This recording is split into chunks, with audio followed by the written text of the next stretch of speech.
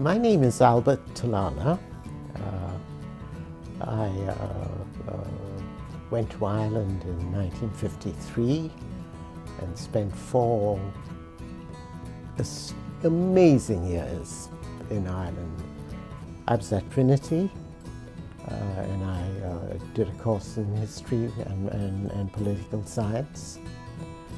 And I thought it was, I was incredibly fortunate to get to Trinity. And I'll tell you why. Trinity in 1953 had all the characteristics of an Oxbridge college.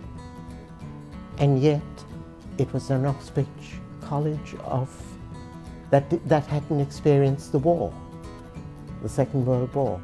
So it was a unique experience in many ways.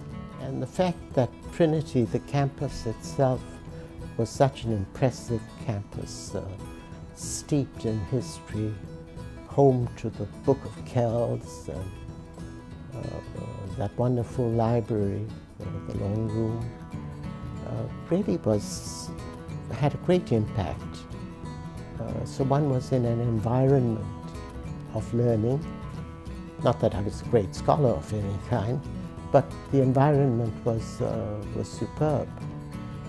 And the ability to interact with fellow students, with the teachers, the professors, was great. To participate in college life. For example, I was in the HIST and was fortunate enough to be elected librarian of the HIST. So I was one of the officers of the HIST. And the HIST was the equivalent of the Oxford or Cambridge Union, you know. So that was a wonderful thing to do. Those of us who lived in rooms were expected to go to chapel on Sundays.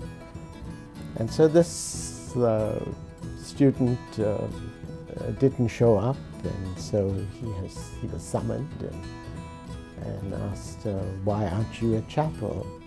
And he said, well, you see, I'm a sun worshipper.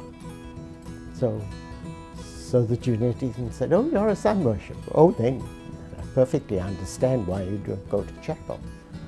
That's fine.